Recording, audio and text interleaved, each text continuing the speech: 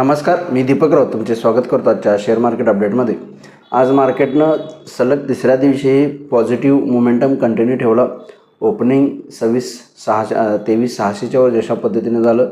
Market continue upper हँडला गेलं. Almost 26,700च्या वरती Nifty morning सेशनलाच सुरुवात केली आणि त्यानंतरनं मात्र 26,700 वरून 26,800 850 जे आपण कालही व्हिडिओमध्ये चर्चा केलेली की निफ्टी जर 26,600च्या वर गेला तर 23,800 850पर्यंत जाऊ शकतो.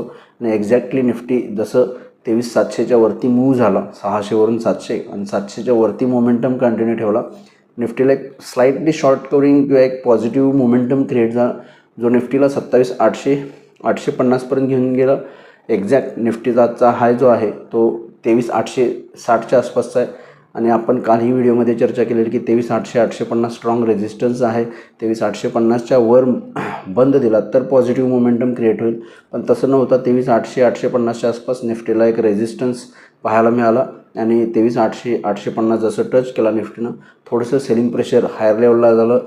23,850 एक स्ट्रॉंग रेझिस्टन्स म्हणून इंटॅक्ट राहिला आणि तिथून थोडंसं मायनर प्रॉफिट बुकिंग आपल्याला म्हणता येईल बघायला मिळालं आणि त्यामुळे निफ्टी जो आहे तो जस्ट बिलो 23,800च्या आसपास येऊन क्लोज झाला. ऑलमोस्ट 200 पॉईंटची तेजी निफ्टीमध्ये, बँक निफ्टीमध्ये 450 पॉईंट आणि सेन्सेक्समध्ये 650 पॉईंटची तेजी बघायला मिळाली. त्यामुळे ओव्हरऑल मार्केटचा पॉझिटिव्ह मोमेंटम कंटिन्यू आहे आणि मला वाटतं जर 23,850 क्रॉस केला उद्याच्या सेशनला तर फर्दर 24,000 आणि 24,000च्या वरच्या लेवलसुद्धा आपल्याला बघायला मिळतील. आणि मला वाटतं मार्केट जे आहे ते कुठंतरी बॉटम फाउंड करण्याच्या तयारीत आहे.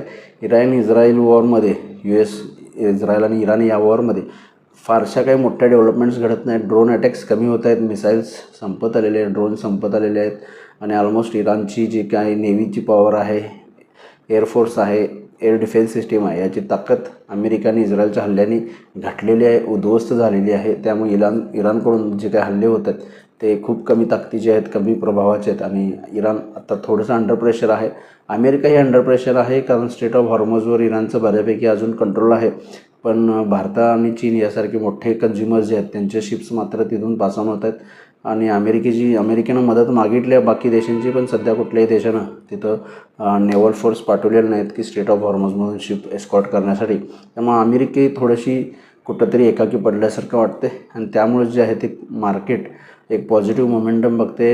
युद्धाला कुठंतरी स्थैर्य येईल असं मार्केटची अपेक्षा आहे.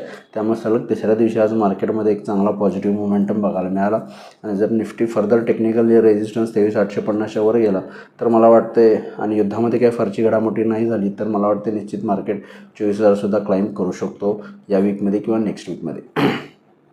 FIचं सेलिंग आहे.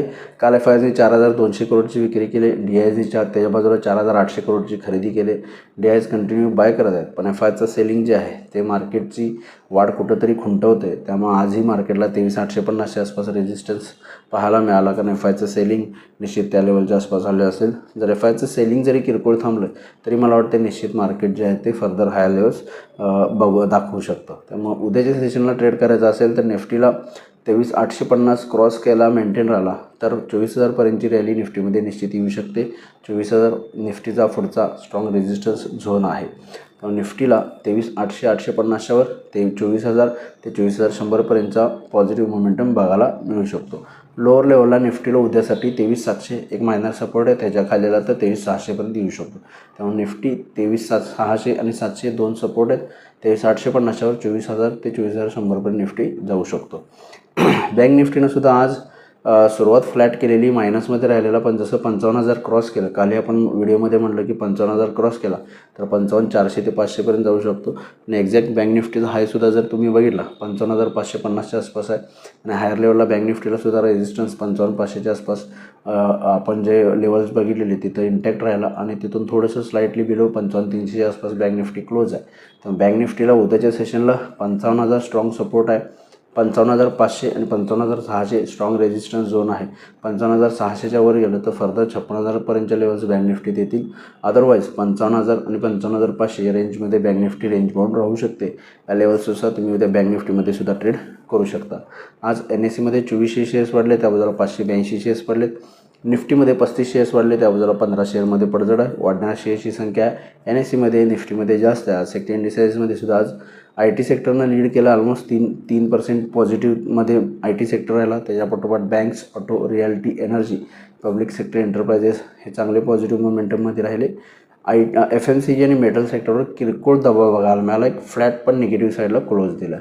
ग्लोबल मार्केटचा आढावा घेतला तर युरोपियन मार्केट्स 1%च्या आसपास पॉझिटिव्ह आहेत. डाऊ फ्युचर्स 230 पॉईंट पॉझिटिव्ह आहे. त्यामुळे US मार्केटमध्ये काल जशी तेजी झाली त्याच पद्धतीनं जर आजही तेजी राहिली, पॉझिटिव्ह मोमेंटम राहिला, तर मला वाटतं उद्या आपण पॉझिटिव्ह स्टार्ट करू शकतो. आणि जर निफ्टी 23,850वर मेंटेन राहिली तर निश्चित 24,000पर्यंतच्या लेवल्स आपल्याला बघायला मिळतील. तर बघूया उद्या मार्केट कशा पद्धतीने बिहेव होते. माझा व्हिडिओ ऐकला त्याबद्दल धन्यवाद. माझा व्हिडिओ जास्तीत लाईक करा, शेअर करा, माझ्या चॅनल सबस्क्राईब करून डेली अपडेटसाठी बेल आयकॉनला क्लिक करा. धन्यवाद.